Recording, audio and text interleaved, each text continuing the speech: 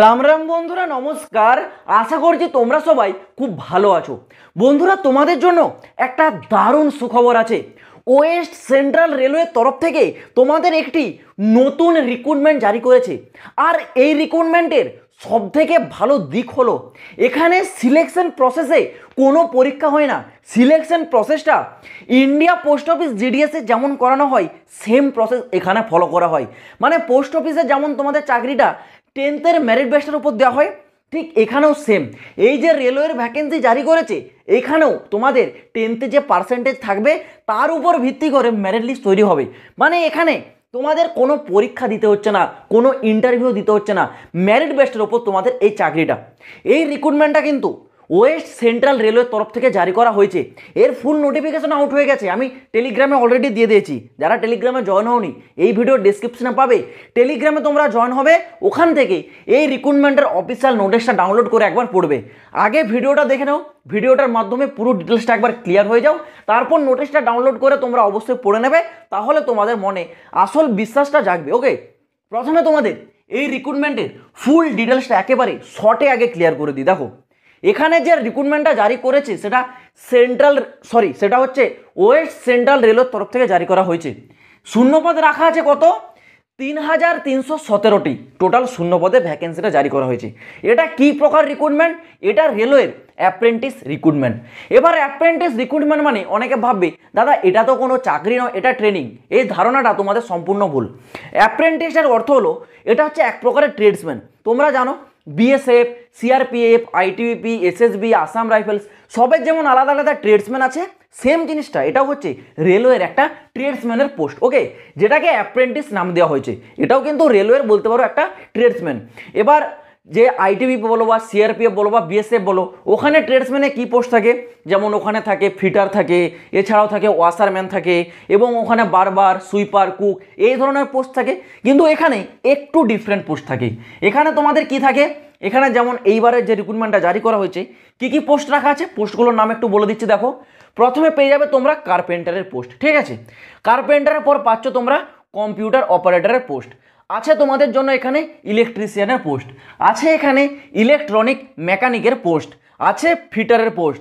এছাড়াও পেয়ে যাচ্ছ তোমরা প্লাম্বারের পোস্ট, পেন্টারের পোস্ট পাচ্ছ, পাম্প অপারেটরের পোস্ট পাচ্ছ, এবং ওয়েল্ডার। ঠিক আছে, এই ধরনের কিন্তু পদে তোমাদের রেলওয়েতে নিয়োগ করানো হচ্ছে অ্যাপ্রেন্টিস। মানে তোমরা বলতে পারো এটা হচ্ছে রেলওয়ের একটা ট্রেডসম্যান পোস্ট, ঠিক আছে, যেটাকে আমরা সাধারণত গ্রুপ সি বা গ্রুপ ডি এর বলে রাখি। ঠিক আছে, তো যাই হোক, ওটা তোমাদের ম্যাটার করে না, এটুকুই ধরে রাখো, এটা তোমাদের একটা রেলওয়ের অ্যাপ্রেন্টিসের রিক্রুটমেন্ট। ওকে, যার জন্য কোয়ালিফিকেশন কি বলেছে? কোয়ালিফিকেশন তোমাদের এখানে 10th পাস যোগ্যতা থাকতে হবে। ঠিক আছে, 10th পাস যোগ্যতা থাকতে হবে। কিন্তু এখানে একটি পোস্ট থাকবে, দেখো এখানে থাকছে তোমাদের মেডিকেল ল্যাবরেটরি টেকনিশিয়ান।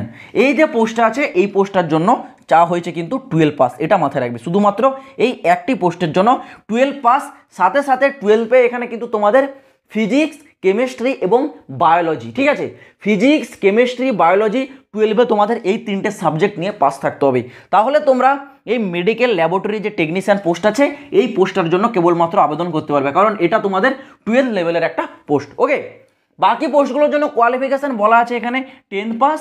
বয়স সীমা এখানে কিন্তু দেখে নাও, বলা আছে 15 থেকে 24, মানে মিনিমাম 15 বছর। বুঝতে পারছো, যাদের একেবারে কম বয়স বাচ্চা তারাও এখানে আবেদনটা করতে পারছে। মাত্র 15 বছর বয়স থেকে আবেদন হচ্ছে। ম্যাক্সিমাম 24 বছর বয়স, এটা হচ্ছে জেনারেল আর ইডাব্লিউএসদের জন্য। কিন্তু যারা ওবিসি আছো, তোমরা এই ম্যাক্সিমাম 24-এর থেকে আরও 3 বছর এক্সট্রা পেয়ে যাবে। ঠিক আছে, আর যারা এসটি এসসি আছো, তোমরা এই বয়সের উপর আরও 5 বছরের ছাড়টা পেয়ে যাচ্ছ। এই হচ্ছে গেল তোমাদের বয়স সীমা। এইবার দেখো সিলেকশন প্রসেস, যেমনটা বলেছিলাম, সিলেকশন প্রসেসে কোনো পরীক্ষা বসতে হবে না, নো এক্সাম। ঠিক আছে, একেবারে এটা রিয়েল, কোনো পরীক্ষাই বসতে হবে না। সিলেকশনটা হবে তোমাদের মেরিট বেস্টের চাকরি। কিভাবে সিলেকশনটা হবে? প্রথমত তোমরা ফর্মটা আবেদন করছো, আবেদন করার জন্য এই যে এতগুলো পোস্ট আছে দেখতে পাচ্ছ, এগুলো তোমাদের 10 পাস যোগ্যতা চাওয়া হয়েছে। সাথে সাথে এই যে 10 পাসে যতগুলো পোস্ট আছে, এখানে তোমাদের 10th-এর সাথে সাথে কিন্তু চাওয়া হবে কি না আইটিআই। ঠিক আছে, আইটিআই যে সার্টিফিকেট, এটা কিন্তু থাকতে হবে যারা 10th পাস পোস্টের জন্য আবেদন করবে। যে 12 পাসে আবেদন করবে এই medical laboratory assistant, medical laboratory technician পোস্টে, তাদের তো শুধুমাত্র 12 পাস, সাথে সাথে ফিজিক্স, কেমিস্ট্রি আর বায়োলজি, তাদের কিন্তু আইটিআই চাওয়া হবে না। কিন্তু যারা 10th পাসের এইসব পোস্ট চাইবে, মানে যারা কার্পেন্টার আইটিআই হয়, জানো কার্পেন্টারে যদি আইটিআই থাকে তোমরা আবেদন করতে পারবে। কম্পিউটার অপারেটরও আইটিআই হয়, এটা যদি করে থাকো তাও হলো। কেউ যদি ইলেকট্রিশিয়ানের উপর করে থাকো, কেউ যদি ফিটারের উপর করে থাকো, ফিটারে কিন্তু প্রচুর শূন্যপদ আছে, ঠিক আছে। কেউ যদি plumber, painter, welder, pump operator, যে কোনো একটাতে তোমাদের আইটিআই কিন্তু থাকতে হবে যদি তোমরা এখানে আবেদন করো। ওকে, তোমাদের এখানে 10th যে নাম্বার থাকবে এবং আইটিআই তোমরা যে নাম্বার পাবে, এই দুটো নাম্বারকে একসাথে কম্বাইন করে একটা মেরিট লিস্ট তৈরি করা হবে। ওকে, সেই মেরিট লিস্টের উপর ভিত্তিতে তোমাদের এখানে কিন্তু চাকরিটা দেওয়া হবে। এবার অনেকে বলবে দাদা আমার 10th আইটিআই নেই, যদি আইটিআই না থাকে তাহলে তোমাদের কিন্তু এই যে পোস্টগুলো আছে এগুলোতে আবেদন করতে পারবে না।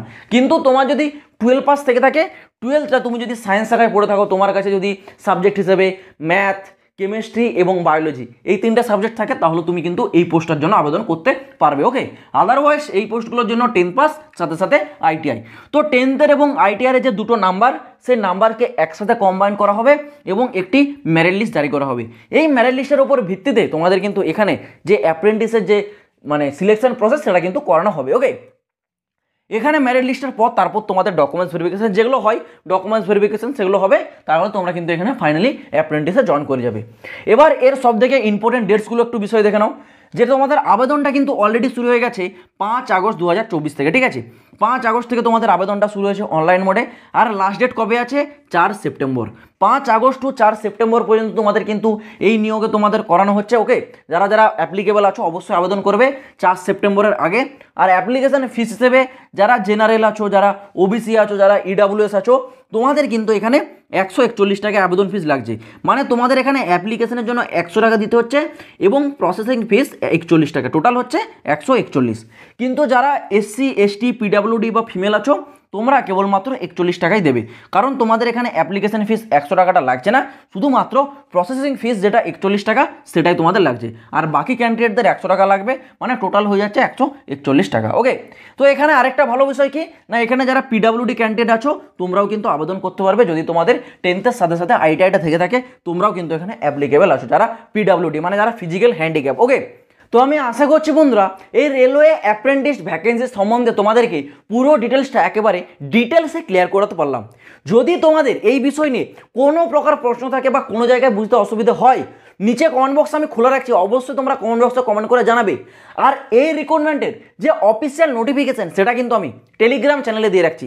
যারা টেলিগ্রামে এখনও জয়েন হওনি, এই ভিডিওর ডেসক্রিপশনে তোমরা টেলিগ্রাম চ্যানেলের লিঙ্কটা পাবে, ইমিডিয়েট তোমরা টেলিগ্রামে জয়েন হও, কারণ টেলিগ্রামে সমস্ত রকম রিক্রুটমেন্টের নোটিফিকেশন, পিডিএফ, বিভিন্ন প্রকার অ্যাপ্লাই লিঙ্ক, এগুলো কিন্তু সব টেলিগ্রামে আমি আপডেট করে দিই। যারা টেলিগ্রামে জয়েন হওনি, ইমিডিয়েট তোমরা টেলিগ্রামে জয়েন হয়ে যাও। ভিডিও ডেসক্রিপশনে টেলিগ্রাম চ্যানেলের লিঙ্ক পাবে, ওখান থেকে তোমরা নোটিশটা ডাউনলোড করবে।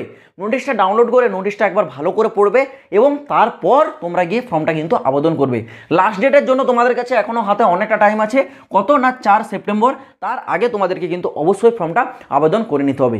আবারও বলছি, যারা চ্যানেলে নতুন আছো চ্যানেলটাকে অবশ্যই সাবস্ক্রাইব করে রাখো, কারণ লেটেস্ট গভর্নমেন্ট বিভিন্ন প্রকার জব আপডেট পাওয়ার জন্য এই চ্যানেলটা তোমাদেরকে কিন্তু অবশ্যই সাবস্ক্রাইব করে রাখতে হবে, কারণ এই চ্যানেল তোমাদেরকে সব সময় 100% জেনুইন আপডেটগুলোই প্রোভাইড করে থাকে।